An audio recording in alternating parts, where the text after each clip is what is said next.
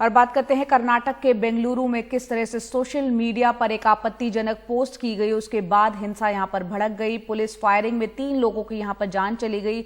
जो हिंसा हुई उसमें 60 से ज्यादा पुलिसकर्मी घायल भी हुए हैं। बेंगलुरु के पुलकेशी नगर के कांग्रेस विधायक ए श्रीनिवास मूर्ति के एक करीबी ने सोशल मीडिया पर कुछ आपत्तिजनक पोस्ट लिखी थी। इसके बाद सैकड़ों लोगों ने कांग्रेस विधायक के घर पर हमला कर दिया।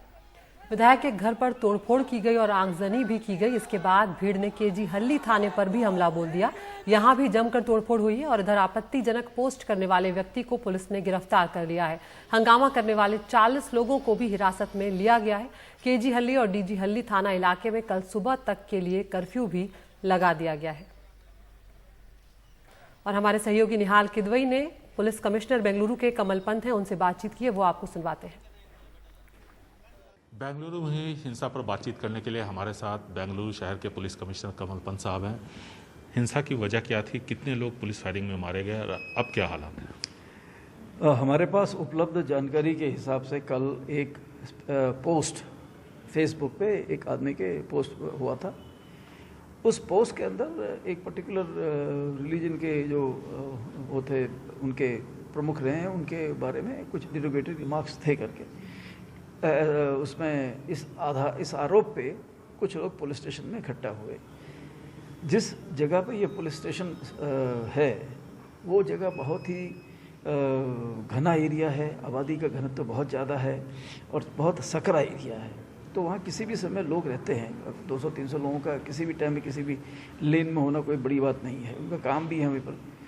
तो कल इस घटना के बाद से अचानक कुछ लोग वहाँ पर इकट्ठे हो गए और उसमें कुछ लोगों ने ये इस तरह की डिमांड करनी शुरू करी कि उस आदमी को अभी अरेस्ट किया जाए और अभी हमारे सामने हाजिर किया जाए। जब उनको पता है कि इस तरह का संभावना नहीं है, इस तरह के करने का वो स्कोप नहीं है, तो वो उसमें पुलिस के खिलाफ हो गए और पुलिस पर उन्होंने पथराव करना शुरू किया और ये काफ़ी टाइम पे चलता रहा। फिर समझाया भी गया। फिर वो बाद में जब बाहर आके फिर उसमें से एक ग्रुप ने बाहर, जो पुलिस की 2 वैन थी, जो KSRP की वैन थी और उसके साथ में 1-2 जीप थी जो DCPs की थी, एक हौसला व्हीकल थी, उन सब व्हीकल को पलटा के कुछ को आग लगा दी, कुछ को बहुत बुरी तरह से तोड़ दिया। 5 व्हीकल जला दिया। साथ साथ ही कुछ लोग उसमें से हमारे पुलिस स्टेशन के अंदर जाके बेसमेंट में जाके वहाँ पर जो सीज्ड मोटरसाइकिल रखी गई हैं उन मोटरसाइकिल को जला दिए। तो उससे पुलिस स्टेशन में भी अंदर से आग लग गई। इसके बावजूद जब हम लोग रीइंफोर्समेंट के साथ पहुँचे वहाँ पे, तो उनको समझाया गया, वो समझाने को तैयार नहीं थे। लाठीचार्ज करना पड़ा उनको, चेतावनी देके। उसमें भी उन लोगों ने पथराव और ज़्यादा शुरू कर दिया, अंदर ही आ गए बल्कि कैंपस के अंदर। फिर उसके बाद में लोग टीयर गैस करने के बावजूद भी वो लोग उसको ना पीछे नहीं हटे। फिर वार्निंग देके एयर फायर करके फिर हमको उन पर फायर ओपन करना पड़ा। जो अधिकारी वहाँ थे उनको करना पड़ा। उसके बाद से परिस्थिति कंट्रोल में है। कितने लोगों की मौत इस पुलिस फायरिंग में हुई सर, और कितने लोग घायल हैं? पुलिस के कितने लोग जख्मी हैं? इसमें 3 लोगों की मृत्यु हुई है करके पता चला है और पुलिस की तरफ से 60 के आसपास लोगों को स्टोन हिट्स हैं और तरह की काफ़ी इंजरीज हर तरफ उनकी हुई हैं।